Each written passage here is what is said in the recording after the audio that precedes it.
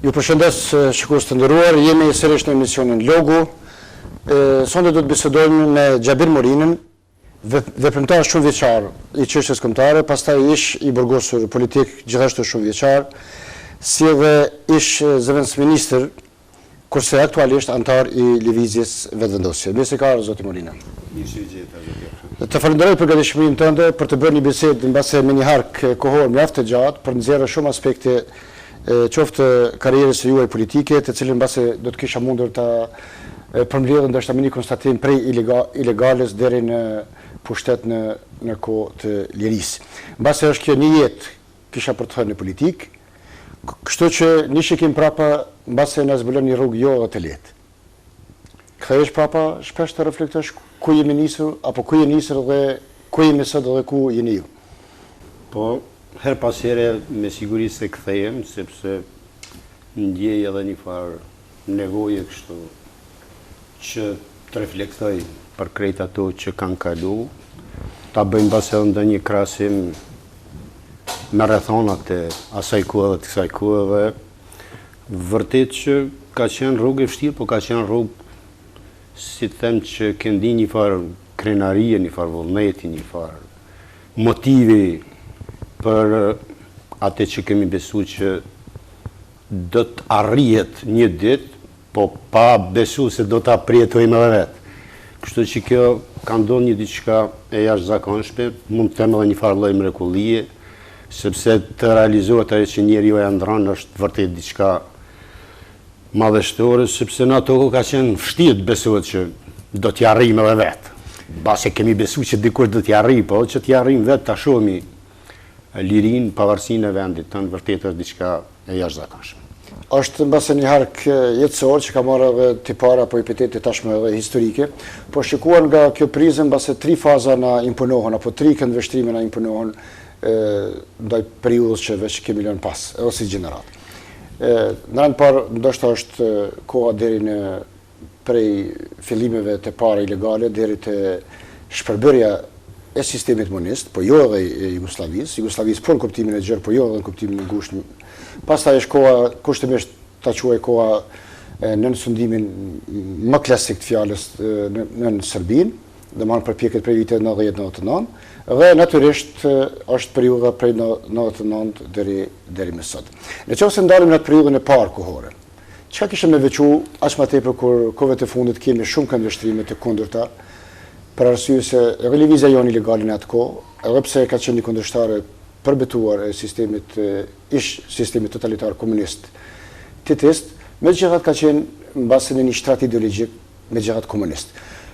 Shikuar nga ky prizëm, shumë kush ka shpejtuar që bashkë me ato vlerësime të hedh shumë çka nga ajo kohë e ilegalës. Shikuar nga kjo kohë kur jemi shumë më të qetë, mbase edhe me një përvojë më të gjerë politike, mund mbase të japim konkludime. Keni filluar të konsolidoni edhe mendimet e juaja, mbase edhe keni mbaruar shkencët politike, shikuar edhe nga prizmi një lëvizje politike. Po, dhe mendoj që ja vlen kushdo që është marrë dhe mirët me këtë çështje nuk ka asgjë të keq, bile mund të jetë shumë pozitive, sepse çdo gjë që zbërthehet krijohet një qartësi më e madhe për gjithçka që na ka ndodhur, për gjithçka që është zhvilluar. Ajo faza e hershme, sepse unë veprimtarinë ilegale të them drejtën e kam filluar vitin 1975 kur kam qenë nxënës i vitit 2 të shkollës mesme. Dhe nuk mund të flitet dhe nuk mund të thuhet për ndonjë farë formimi tepër të lartë ose tepër të zgjeruar, qoftë hajde në rastin konkret po them majtist, po mund të flitet ndoshta edhe për dikën që ka pas orientim djathist. Është vërtet që në atë kohë orientimi ka qenë i majt, sepse i tillë ka qenë shteti jonë, Shqipëria. Dhe ne mbështetjen edhe frymëzimin e kemi pas tek shteti jonë, përmes dëgjimit të emisioneve të Radio Tiranës, emisione historike, politike, kulturore e tjera, po edhe përmes përcjelljes të zhvillimeve politike. Prandaj edhe mbështetja jonë ka qenë tek shteti jonë, sepse kemi menduar që mbështetja kryesore është aty. Edhe orientimi ka qenë mbi bazën e ideologjisë dhe politikës që atëherë ka qenë zyrtare në Shqipëri. kuptohet edhe formimin jemi mundu që ta bëjmë në bazë të literaturës ilegale të asaj kohe që kryesisht ka ardhur nga Shqipëria dhe kryesisht ka qenë literaturë e majtë. Mirë po, unë mendoj që zgjedhja e rrugës për të arritur një qëllim është e drejtë qoftë e majtë, qoftë e djathtë, qoftë e qendrës. Dhe krejt ato rrugë, ato mënyra, forma të veprimit dhe të punës e kanë pas një qëllim. Qëllimi ka qenë liria dhe pavarësia e Kosovës. E tash unë nuk di sa mund tjetë kontestuar nëse ka qenë rrugë e zgjedhur e majtë, por qëllimi ka qenë liria dhe pavarësia, qëllimi ka qenë mund të them 100% kombëtar. Shikoj në këtë aspekt, zoti Morina, gjitha i aktiviteti ilegalës mbasi ka kulmuar në vitin 81 me demonstratat të cilat shpeshher janë vlerësuar si grushti të cilat ja kanë dhënë grushtin më vendimtar, domethënë apo me një fjalë kanë hap kutinë e Pandorës në ish Jugosllavi për mosbarazinë e kombeve brenda dhe komsive brenda asaj strukture politike dhe shtetërore. Mirë po kohëve të fundit analistët tanë sikur duan edhe ngjarjet të nishës të shohin si të instrumentalizuara, qoftë në aspektin ideologjik, qoftë edhe si të paraprirë nga elementet, kjo është një çështje mbase edhe konspirative, të elementeve të Serbisë për të krijuar një alibi për të hapur edhe aspektet apo çështjet e ndryshimeve kushtetuese për të arritur një dominim. Për arsye se qarqet hegemonë serbe kanë vlerësuar se Kushtetuta e 74 të sikur i ka vuar ata në një pozitë inferiore karshi krajinave socialiste të cilat kanë qenë në gjuhën e saj. Ke ndonjë mendim më konkret në atë aspekt sa ka mund të jetë ajo lëvizje në lajthitje shikuar nga aspekti i një konspiracioni politik? Jo vetëm politik. Jo, unë mendoj të drejtën ki ndryshe. Sikurse për lëvizjen ilegale që e pata më parë, mendoj njësoj edhe për ngjarjet që kanë pasur. Qëllimi kryesor, edhe i fundit, edhe i vetëm, i krejt lëvizjes ilegale, qofshin ato grupe organizata me emra nga më të ndryshëm, edhe me emra të ekspozuara si të majta, pa e përsëris dhe ne ka qenë liria dhe pavarësia e vendit e Kosovës. Bile e gjithë shqiptarëve ose territore ku jetojnë me shumicë shqiptarët, ku kanë jetuar dhe jetojnë edhe sot me shumicë në ish Jugosllavi. Qëndrimi i atëhershëm ka qenë ky. Unë mendoj që krejt kjo lëvizje ilegale ka kulmuar me vitin 1981, edhe konsideroj që ka qenë shumë pozitive. Ka qenë pozitive sepse për herë të parë qëllimet e asoj lëvizje që ka qenë liria dhe pavarësia e Kosovës, shqiptarëve në ish Jugosllavi, për herë të parë ka mrit ta realizoj një shtrirje dhe një gjerësi masovike në gjithë popullin edhe në gjitha shtresat e popullit. Sepse si ilegale ka qenë bukur e kufizuar në rrethet nxënësish, studentësh, intelektualësh, punëtorësh, fshatarësh, po për herë të parë me kulmimin e saj në vitin 81 ajo shtrin në krejt shoqërinë, në krejt shtresat e popullit shqiptar në ish Jugosllavi dhe bile ka pas ndikimet e veta jo brenda Kosovës, po i ka pas edhe tek shqiptarët në Maqedoni, edhe tek shqiptarët në Serbi, edhe tek shqiptarët në Maltëzi.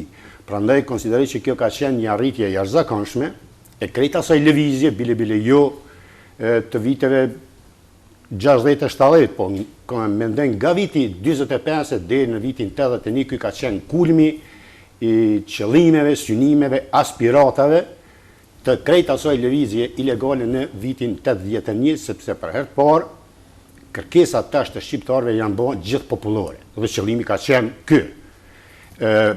Pastaj, kur një kërkesë bëhet gjithë popullore, krijohet edhe mundësi, edhe pozicion, edhe më i mirë që ato të avancojnë edhe më tutje, e që edhe kanë pasur pastaj ngjarje tjera me kulmimin e organizimit të ushtrisë shkrimtare të Kosovës dhe lirinë e pavarësisë. Do të vim deri aty gjithsesi, zoti Morina, shqipër këtë për këto aktivitetet të juaja, të cilat kanë qenë domethënë të parashtura, ju keni qenë disa herë të burgosur dhe keni qenë mbasi njëri ndër të burgoset me kohë më të gjatë, po mendoj Ferizajas, mbasi edhe më larg.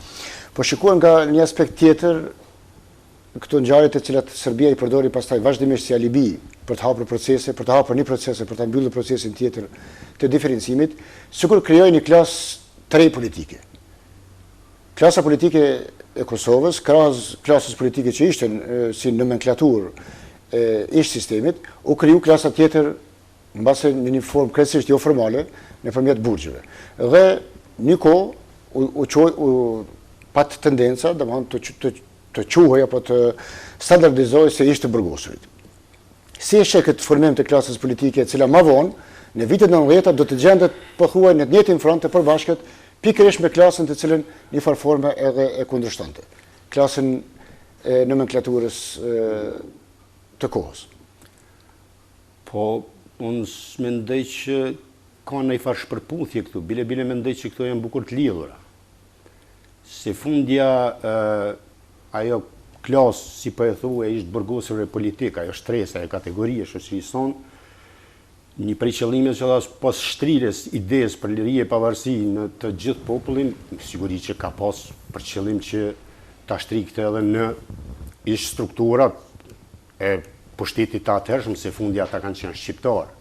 Dhe tash afrimi i kësaj ideje dhe tek ajo kategorie njerëzve që kanë qenë për struktura ndryshme të ish lidhjes komuniste, lidhjes socialiste e tjera, më mendoj që ka qenë vetëm pozitive.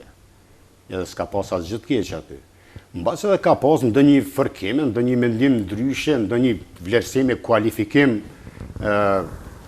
njëri për tjetrin, po ka dominu ajo puqja në qëllimet edhe në aspiratat e gjithë popullit shqiptar. Ato pika kanë qenë bashkuese. Unë mendoj që këto kanë qenë periferike, ndonjë vlerësim e kualifikimi pa qelluar ndaj njëri tjetrit, unë nuk mendoj që janë thelbësuar edhe esenciale. Në fillim kështu është parëndësishme. Për arsye se me ardhen e pluralizmit, atij pluralizmi që ishte, ne nuk kuptojmë gjithsesi. Në fillim ishte burgosi politik u panë si vlerë politike. Edhe filloi domethënë procesi politik në bazë një përkraje edhe një dominimi kushtimisht edhe në skenën politike të atyre zgjedhjeve, sa do të improvizura që ishin, ku fitoi një numër shumë i madh, nëse ju kujtohet parlamenti i parë i Republikës së Kosovës. Mirë po ma vonë, sikur konkurenca politike, ai homogenizim i popullit, filloi të zbehet dhe filluan të dalin e pa shumë fërkime apo shumë përplasje politike, ku filloi një anatimim, paka shumë e juaj, por në anën tjetër filloi edhe një anatimim, edhe mbasi edhe palës tjetër, si shkojnë ju disa akuza. A mendoni se këto përplasje apo këto mëspërputhje ideologjike kanë vazhduar edhe pas eskalimit të situatës nëpërmjet shfaqjes së UÇK-s dhe rezistencës armatosur, po mbasi vazhdojnë sot asë ditë. Po, kjo është e vërtetë. Edhe e tha shumë mirë, vërtet që fillim unë mbaj mend bile shumë mirë dhe kom përjetuar në mënyrë të veçantë, lirimi me shumicë ishte burgosur politik, sidomos në vitin 90. 91. Atëherë ishte edhe koha kur veç u shpërbër ish Jugosllavia, fillimi edhe aty dikon fundi i shpërbërjes. Dhe ishte këtë kuptueshme që i gjithë populli, thëmë drejtën ndoshta edhe gjitha strukturat edhe shtresat e shoqërisë i kanë prit me një farë mënyrë si një farë lloj herojsh, sepse vërtet kanë qenë me dënime jashtëzakonisht larta, edhe në kozgjatje edhe me vujtje të mëdha. Unë që e përmendën, vetë kam qenë i dënuar 6 herë. 3 herë kam qenë i dënuar për kundërvajtje dhe 3 herë penalisht. Në shumën e përgjithshme dënimit e kam pas 30 vjet, i kam vujt 8 vjet e gjysmë burg. Prej këtyre një herë kam qenë i dënuar mungesë me 14 vjet burg, donë gjitha llojet e dënimeve i kam përjetu, edhe kryesisht më shumë 3. Donë kam dal nga burgu 33 vjeçar. Edhe e mbaj mend shumë mirë, jo vetëm mua, por e mbaj mend pritjen e Adem Demaçit të tjerë. Edhe ka qenë jashtëzakonisht e arsyeshme se një farë frymëzimi krejt shqiptarëve, bazën kryesore ka pas të ish burgosurit këtu në ish Jugosllavi. Dhe pritja ka qenë krejt normale. Mirë, po si duket, tash po vjen te kjo që po e thoni, pas këtij fillimi, mbasi ka filluar të shihet si një farë lloj konkurrencë kjo prezenca e burgosurve politik në radhë të LDK-s tash. Do të themi se subjekti i vetëm në atë 10 vjeçarin e pushtimit klasik, pas shpërbërjes së Jugosllavisë, pas largimit shqiptar nga institucionet, të gjithë janë bashkuar në radhë të Lidhjes Demokratike të Kosovës, ku me shumicë kanë aderu edhe ishtë burgosit politik, një prej tyre kanë qenë edhe bile kanë qenë në struktura udhëheqëse dhe drejtuese të degës në Ferizaj. Po mendoj shumë vite në mungesë të kryetarit të degës, keni qenë edhe drejtuesi degës. Në mungesë të kryetarëve, herën e parë të kryetarit që nuk e pranoi detyrën, herë e dytë të kryetarit që u denu, unë po thuaj se dikon rreth 80% të veprimtarisë në LDK e kam kryer detyrën e kryetarit të degës të Lidhjes Demokratike të Kosovës, ku ka pasur numër shumë të madh të ishburgosur politik, po them pjesa dërmuese e ishburgosur politik janë radhit në radhët e Lidhjes Demokratike. E tash po vim te kjo, mbase po them, kjo ka bërë që kategori tjera ta përjetojnë këto si një lloj konkurrencë ose si një lloj dominimi, që për mendimin tim ka qenë krejt e parësyeshme. Po tash pse kjo ka qenë e parësyeshme, kjo ka qenë realitet. E ky realitet fatkeqësisht vazhdon të jetë prezent edhe sot e kësaj dite, po mendoj nga ato vitet 90, edhe gjatë viteve të luftës, edhe viteve të pas luftës që konsideroj që është një emet, një dobësi, një dukuri, një fenomen që na dëmton gjithëve. Unë mendoj se nuk ka përfituar nga kjo farë përplasje kushtimisht ashtu. Përplasje, edhe kjo konkurrencë si them jo fair, jo konkurrencë mirëfillt, ju ka kushtuar gjithë dhe i ka dëmtuar gjithë. Zoti Morina, po jo vetëm mbasi ju kanë ndjekë edhe një kushtimisht ta quaj një anatimim, për arsye se lëvizja ilegale ka qenë shumë e lidhur, siç atë ju, me ideologjinë e shtetit tam, dhe rënja e enverizmit në Shqipëri dhe nxjerrja e shumë fakteve nga koha e sundimit të Hoxhës, si fakte shumë të zymta dhe një diktaturë jashtëpërmarsave që ne këtu kemi pas mundësi ta dimë, ju kanë ndjekë edhe si një akuzë se ju s'keni qenë larpams për ta orientuar lëvizjen, dhe është parë si një rrezik mbase se proceset demokratike kanë kërkuar një tip të një veprimtari tjetër, domthonë të një tipi më demokrat.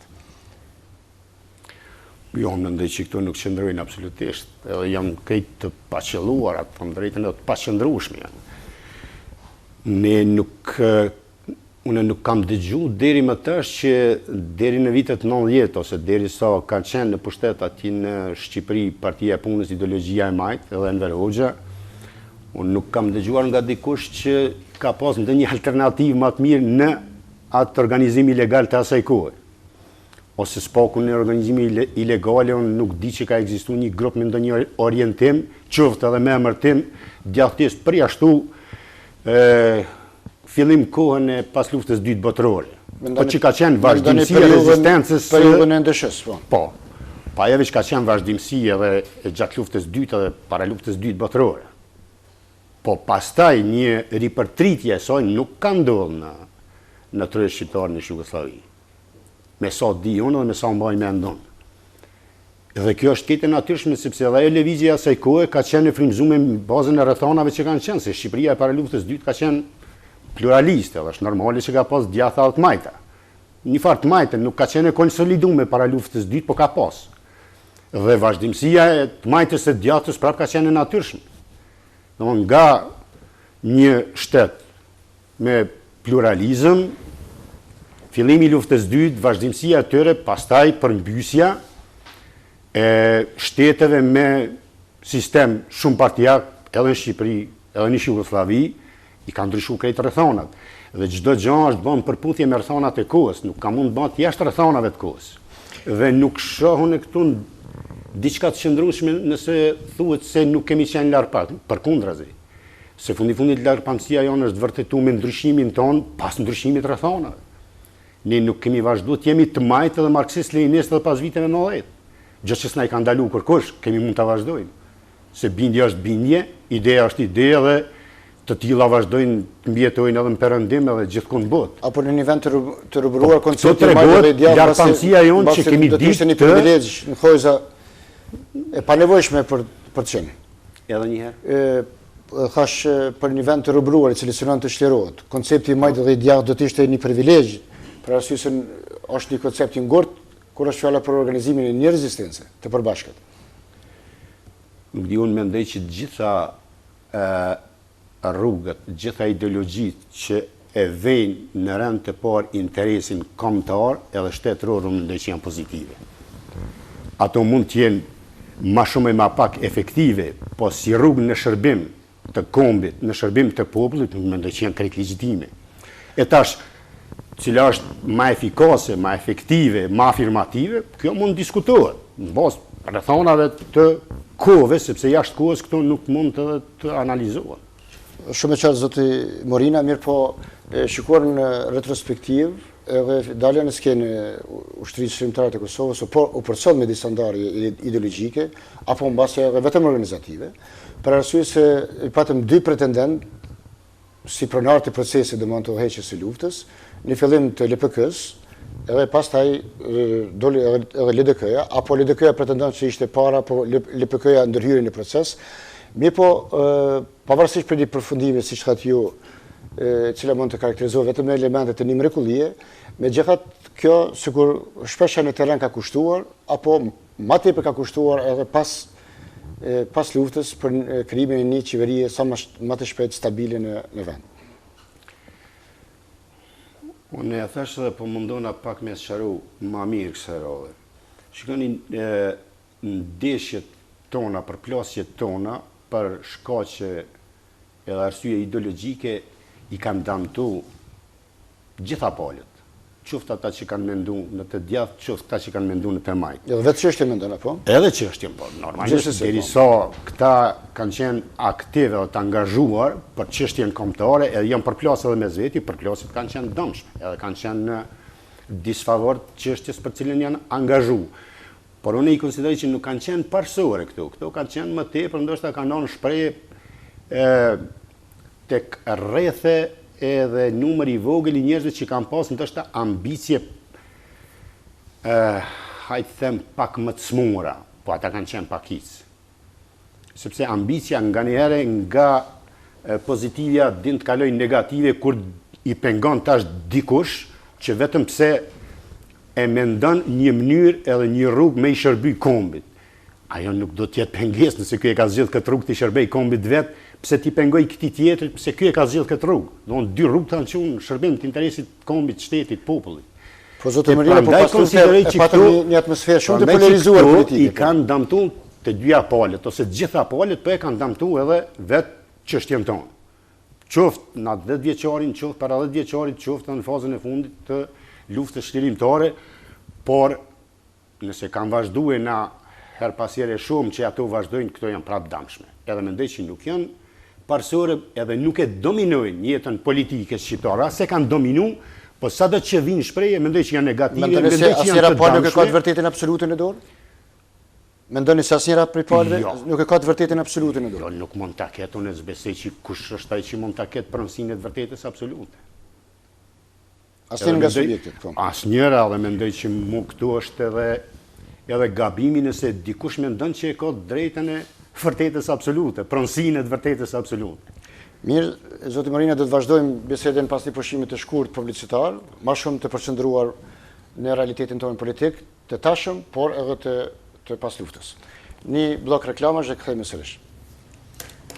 Rikthehemi shikues të nderuar në vazhdimin e emisionit Logu për të biseduar për shumë aspekte të realitetit tonë politik të pas luftës me zotin Xhabir Morina, një veprimtar shumë vjeçar i çështjes kombëtare, pastaj një ish i burgosur politik, ish zëvendës ministër dhe aktualisht antar i lëvizjes vetëvendosje.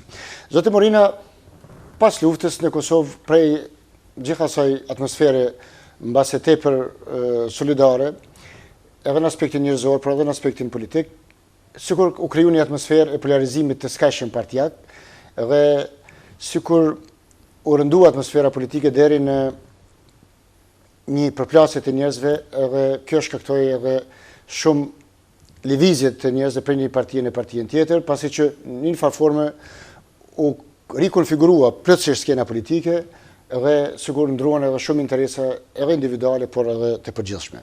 Në gjithë këtë vorbull politik, ju kthyet dhe veten e gjetët më mirë në tashmë në partinë e re të formuar në PDK. Për të qenë ky subjekti juaj i dytë politik, të cilën sa diune keni udhëheq apo keni qenë edhe në i treti, po duke llogaritur edhe ilegalin, po. Po, unë mendoj që kjo ka qenë një rrjedhë normale, sepse me siguri që edhe ti mban mend shumë mirë, edhe i tham pak a shumë edhe më herët këto çështje që do farë lloj përplasjesh, mos pajtimesh, më tepër në kuptimin e organizimit më të mirë, aktivizimit më të fuqishëm, rezistencës më të fuqishme, kanë qenë prezente edhe në periudhën 90-98, para fillimit luftës. Dhe ato kanë shku duke u rritur, edhe ato kanë qenë shkaqet të arsyet kryesore pse pastaj njerëzit edhe janë ndarë, sepse veç kanë formuar me një farë mënyrë idenë se si duhet shkon çështja e Kosovës. Po them, kanë zonë fill në periudhën e para luftës, janë rritë e zhvilluar në periudhën e luftës, si në kuptimin e rezistencës, përcaktimit për rezistencë të armatosur dhe përcaktimit për një rezistencë aktive paqësore. Këtu ka kulmuar tash kjo ndarja paraprake e këtyre pikpamjeve dhe këtyre mendimeve brenda LDK-s dhe pastaj normalisht që është reflektuar edhe pas luftës, po tash që pas luftës është reflektuar edhe në formim të partive të reja, mbi bazën e atyre pikpamjeve që kanë qenë në zhvillim deri në luftën çlirimtare. Dhe kjo ka qenë edhe një vazhdimësi e pikpamjeve dhe qëndrimeve të mia nga mospajtimet për këto çështje brenda LDK-s dhe gjetja e vetvetes në PDK-n me ato ide që i kemi pasur përpara.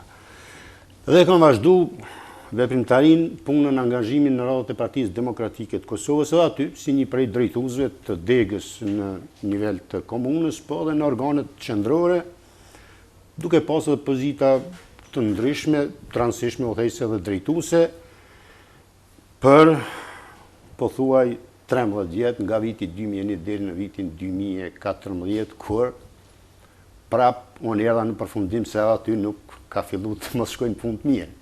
A ishte aty një përplasje kushtimisht kanë sigur faza e diferencimeve dhe dënimeve politike që nxorin kushtimisht një klasë të burgosve politik, të cilët u bënën klasë politike edhe promotore e proceseve politike në vend. Tash lufta nxori kushtimisht një klasë të re politike, mos them klasën e komandantëve, por njerëzve më meritor në luftë, të cilët në farë forme në disa pikë takime ndesheshin edhe me konceptet e ishte burgosve politik. A do të thotë kjo që PDK nuk arriti të sublimoj gjitha vlerat shoqërore brenda vetvetes, duke marrë parasysh se mori shumë çka nga ish drejtorët, nga kuadrat, mori një breztri edhe të intelektuale, por mori edhe njerëz të dalën nga lufta, por edhe të ishte burgosve politik. A mendoni se jo çdo herë në formën më të mirë janë shkrit gjitha këto shtresa politike në kuadër të një koncepti që quhet parti politike? Unë mendoj që PDK-ja ka bërë mirë që është përpjekur t'i përfshi të gjitha shtresat e shoqërisë sonë. Qoftë njerëz të luftës që kanë qenë me merita të jashtëzakonshme edhe politike dhe ushtarake, qoftë ishtë burgosërit politik, qoftë të rinjt intelektual, dhe kjo ka qenë pozitive dhe është pozitive, kjo nuk mund të mohohet. Po unë mendoj që në partitë politike fillojnë dalin probleme kur rritet autoritarizmi, kur fillon të ngulfatet mendimi ndryshe, mendimi kritik, kur vendimarrja fillon të mos jetë krejt demokratike dhe këto si duket janë smundjet tona, jo vetëm Partinë Demokratike, po thuajsin gjitha partitë politike diku më shumë e diku më pak dhe kjo bën që njerëzit edhe pastaj të ndohen.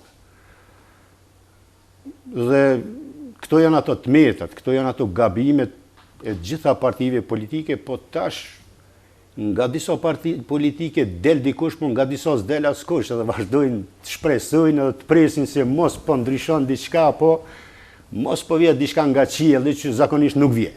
Ai që doli ishte edhe ju, së bashku me 4 anëtarë të tjerë, të cilët në kuvendin tash nuk e di me rast, është me rëndësi, në kuvendin e Këshillit drejtues të degës së PDK-s, ju në farë forme u dëbuat apo u larguat nga përbërja e PDK-s?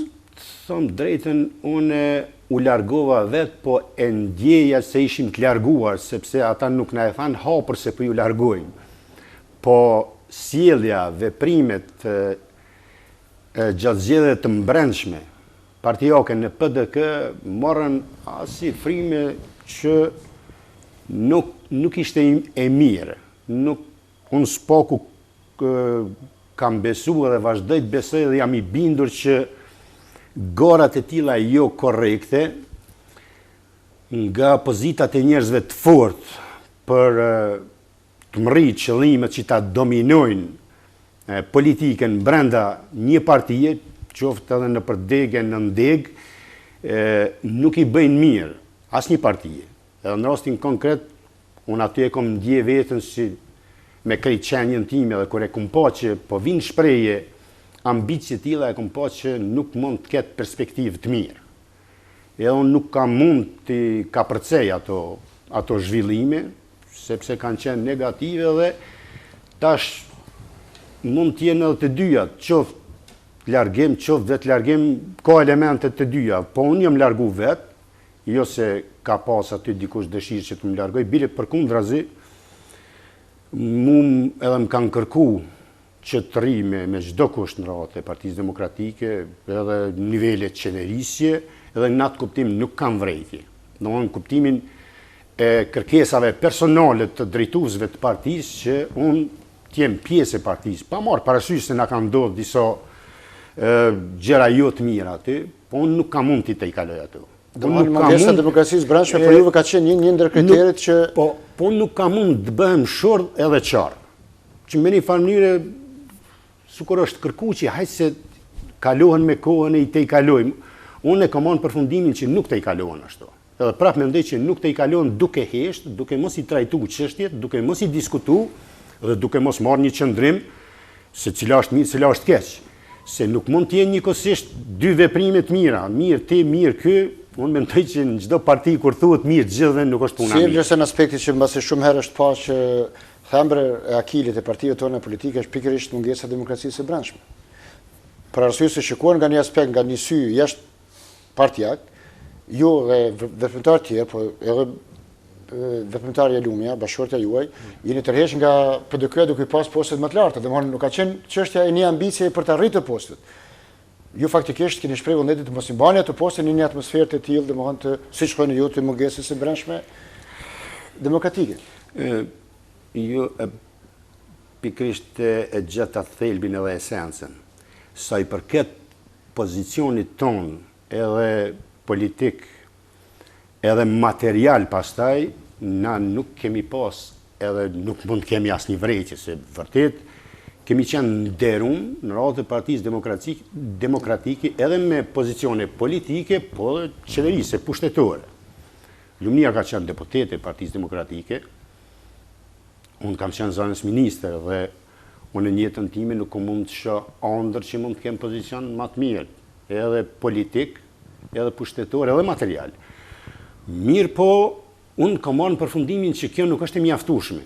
Nuk është e tëra. Nuk është e tëra, nuk është e mjaftueshme dhe nuk duhet të jetë ashtu, sepse nëse unë në moshën time nga mosha 16 vjeçare, kam vendosur që t'ja përkushtoj veten popullit tim, kombit tim, shtetit tim, interesit përgjithshëm, dhe tash në këtë moshën kur i arrita ato pozicione, të më duken më të mira pozicionet personale, se sa gjendja e përgjithshme, unë nuk kam mund të pajtohem me këtë dhe këtu është esenca.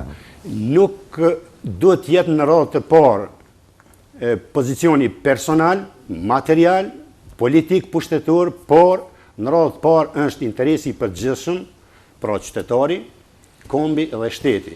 Dhe nëse unë e shoh dhe nëse mu më duket, mund të jetë edhe perceptim i gabueshëm tash, nuk po thënë që e kam drejtën absolute, për të vërtetën absolute, por unë e kam pa që gjendja e përgjithshme është keq. Ekonomike, sociale, politike, kulturore e tjera. Numri më i madh i qytetarëve tonë nuk janë gjendje të mirë, papunësia krejt këtu. Dhe tash pse unë jam mirë, e përgjithshmja është keq, unë nuk kam mund këto ta përballoj dhe mendoj që... Të në reflektuar që është një mungesë i vizionit politik të qeverisjes? Po tash me siguri që ka diçka se nëse e ki mundësin edhe e ki pushtetin që të qeverisës dhe nuk e bën këtë ndryshim, ose s'paku nuk jep shenja të dukshme, që po bën përpjekje që ta bëjnë këtë ndryshim, atër mendoj që me siguri që ka vend. Zotë Mërina, kjo ju detyroi kushtimisht shprehna më pak në mënyrë simbolike që pas 40 viteve mbasi të riktheheni pothuajse në pozicionin zero. Ta nisni faktikisht një angazhim të ri politik në një subjekt krejtësisht tjetër. Ju bët antar i lëvizjes vetëvendosje. Para se të bart një ndjenjë pse pikërisht për vetëvendosjen, mbasi është një pyetje e cila edhe tash është aktualizuar për shkak të lëvizjeve të shumta të kuadrave prej një parti në një parti, sa e rrezikon dhe sa e harxhon një veprimtar politik, mos them një veprimtar të çështjes, kalimi prej një subjekti në një subjekt. Keni menduar për të asaj që quhet vetëm qasje politike, po edhe qasje morale? Jo vetëm që ka menduar tash, po ka menduar vazhdimisht, edhe këthe e ka menduar që në kohën kur nga ajo lëvizja ilegale majtiste kum kalu me një lidhje demokratike, që ka qenë ki ndryshin nga jo. Kam menduar në fillim, pastaj me dalje në radhë të Partisë Demokratike, dhe shumë normalisht ta mendoj edhe tash kur kum kalu në radhë të lëvizjes vetëvendosje. Këtu qëndrojnë që mund të ketë edhe damtime, sepse njerëzit nuk mendojnë gjithë njëjtë. Njerëzit nuk e kanë të njëjtin nivel të perceptimit për zhvillimet politike, ideologjike, gjitha këtu, dhe është normale që dikush edhe të ketë mendim negativ për këto lëvizje nga një parti në partin tjetër, por edhe në këtë rast unë mendoj që kjo nuk është esenciale, nuk është thelbësore, nuk është parsore, por është dytësore.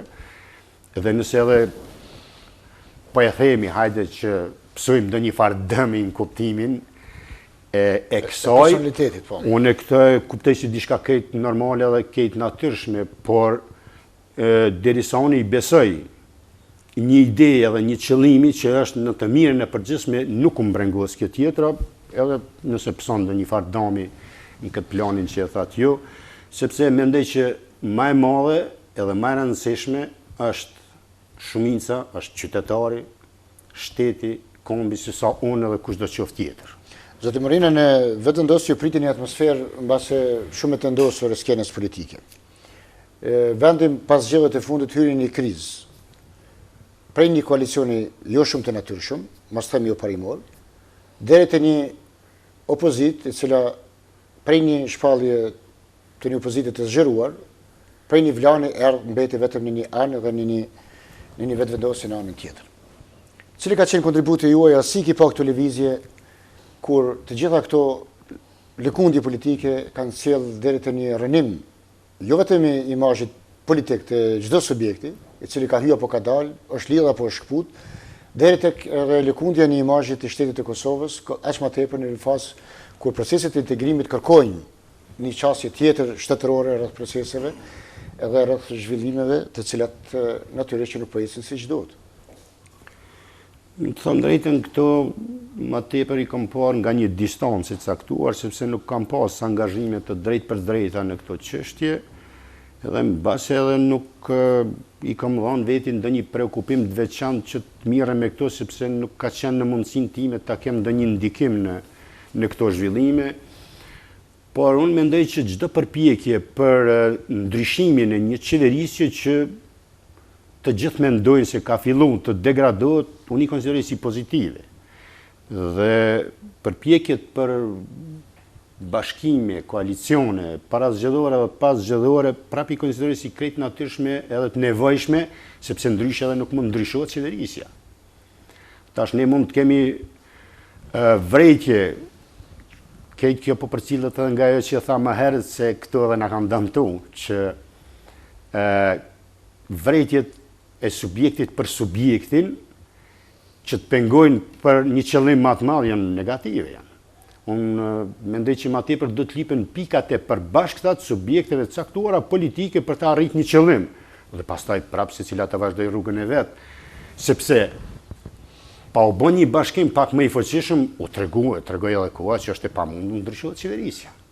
Sepse qeverisja e mëpashme PDK, LDK, prap PDK, LDK është jashtëzakonisht e fuqishme, tash janë dy partitë kryesore më të mëdha dhe është e pamundur me ndryshu këtë qeverisje, po bo një bashkim më i fuqishëm.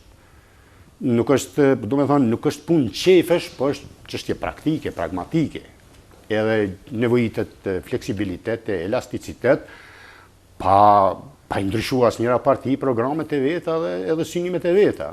Po gjenden pika përbashkëta për të arritur një qëllim që është më i rëndësishëm në situata të caktuara, e për me ndryshu këtë qeverisje. Mund ndryshu një frym me u kriju një shpresë që mund qeveriset më ndryshe se kështu, sepse mund duket se është kriju një përshtypje ndoshta edhe e pa shpresë se këtë qeverisje kemi edhe s'kem çka bojmë. Shikoj në këtë prizëm, në subjektin që keni aderuar së fundi, pavarësisht prej asaj që ishte në rolin koheziv të opozitës, sigur ka tendenca që ajo të mbetet e vetmuar.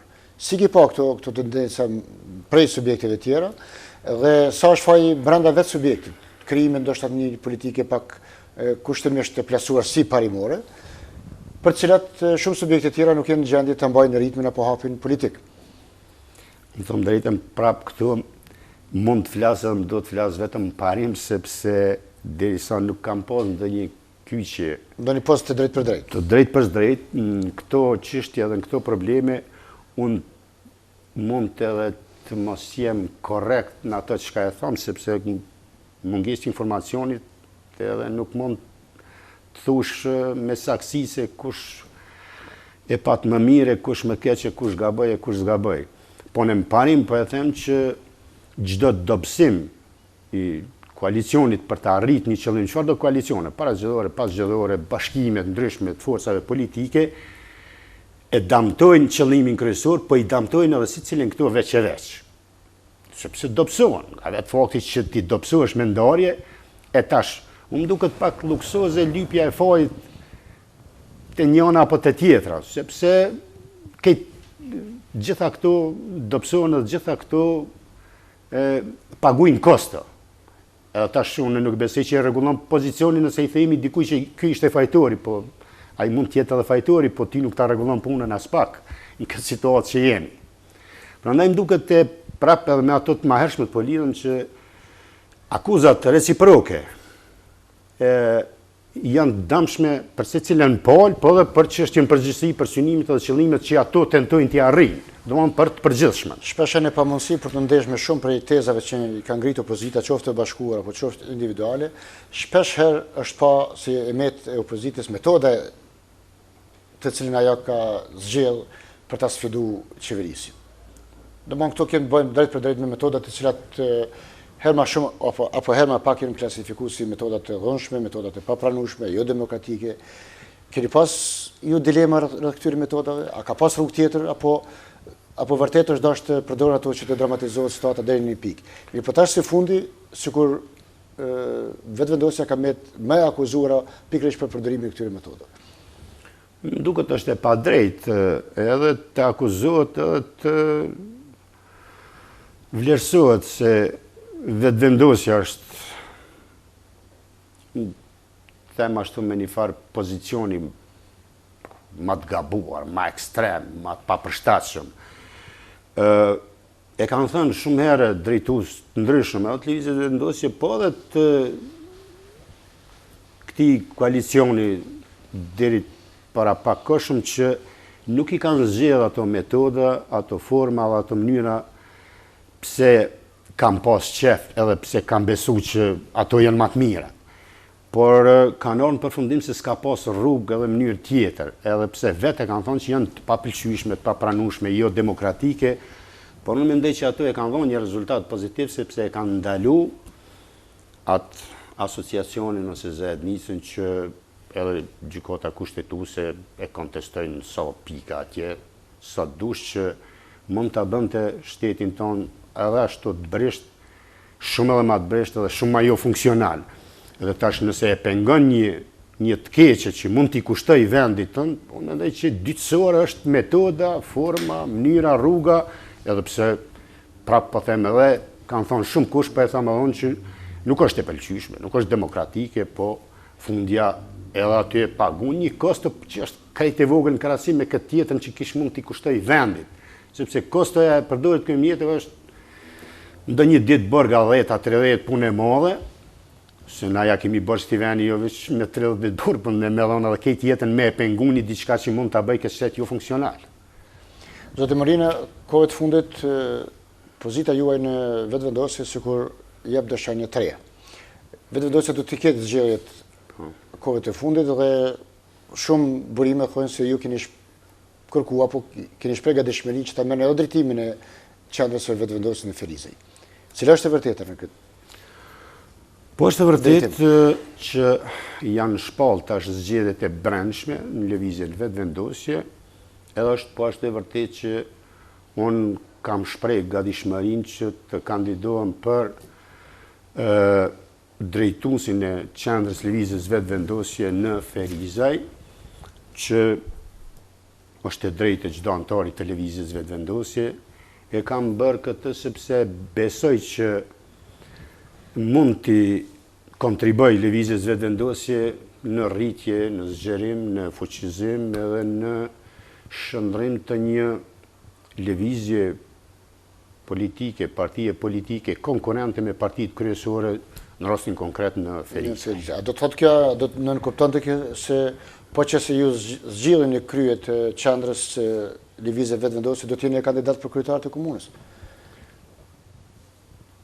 Është e hapur, nuk është patjetër, nuk është e domosdoshme, po është çështje që më tepër mund ndodhë zakonisht drejtues të qendrave ose degëve që i kanë parti tjera. Janë edhe kandidat? Zakonisht janë kandidat, por nuk është një kusht i domosdoshëm, nuk është diçka patjetër, por e mundshme është. Në qoftë se veç hyni garës për kryetar të apo drejtues të qendrës, a do të kishte dëshiruar që kjo garë të përcillej me një konkurrencë të brendshme politike? Të mos jeni kandidat i vetëm? Po mas miri do të kishte qenë që t'jetë me garë. Edhe unë po besoj që do t'jetë me garë, sepse në lëvizjen vetëvendosje është ky shpirt i garus edhe mendoj që është shumë pozitiv. Kur janë planifikuar të mbahen këto zgjedhje? Këto veç kanë fillu me majën dhe përfundojnë diku me 10 korrik nëse shkojnë krejt procedurat me afate si janë parashikuar në rregull, do të përfundojnë me 10 korrik. Zhvillohen paralelisht zgjedhje brenda partijoke për strukturën, domthonë për qendrën, pikat në për fshatra dhe aty ku ka mundësi në për qytet, kurse zgjedhjet për kryetar bën paralelisht me to. Domthonë është një garë e veçantë, sepse votohet sistemi i votimit për kryetar qendrës është një antar një vot, domthonë votojnë gjithë antarësia e lëvizjes për zgjedhjen e kryetarit. Shikojmë mbas ritmit të këtyre zgjedhjeve, atë ka gjasë që vetëvendosja ta nxjerrë kandidatën e parë, po mendoj për subjektive tjera politike, për të garuar për kryetar të komunës. Zoti Morina, kjo ishte një përpjekje për të nxjerrë një profil të juaj në politikë, shikuar në prizmen edhe të ngjarjeve aktuale, nëse ka mbetë diçka e veçantë për të theksuar. Ne do ta kishim mbyllur bashkëbisedimin ton, duke të falendëruar përzemërsisht. Unë të falenderoj edhe ty, edhe me siguri që na ka mbetë edhe ty edhe mua shumë çka për të thënë, po mund të kemi raste tjera. Do të kemi raste tjera, do t'i presim edhe zgjedhjet edhe brenda lëvizjeve vetëvendosje dhe do të shikojmë t'ju kemi prapë ose në qoftë se e merrni drejtimin e qendrës vetëvendosje apo në qoftë se keni aspekte tjera politike. Shikues të nderuar, këtu është fundi i emisionit tonë. Faleminderit që ishit me ne dhe vazhdoni të qëndroni me televizionin Tema.